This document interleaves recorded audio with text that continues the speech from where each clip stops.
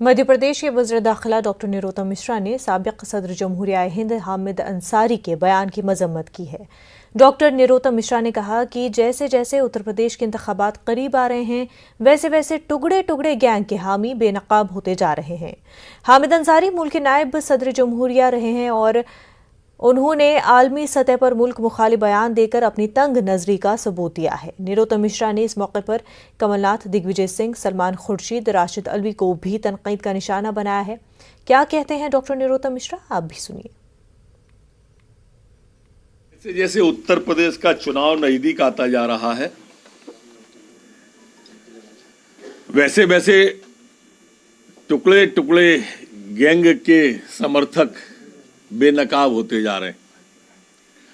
हामिद अंसारी जी, इस देश ने आपको दो बार देश का उपराष्ट्रपति बनाया है।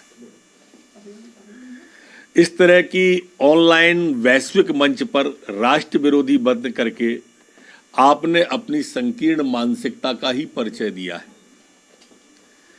कांग्रेस के नेता, चाहे कमलनाथ हो जो महान भारत को बदनाम भारत कहते थे, चाहे दिग्विजय सिंह जी हों, चाहे कांग्रेस के नेता सलमान खुर्शीद हों, चाहे कांग्रेस के नेता राशिद अलवी जी हों, किसी भी स्तर पर ये राष्ट्र विरोधी बात करने या राष्ट्र को अपमानित करने का कोई मौका नहीं छोड़ते हैं।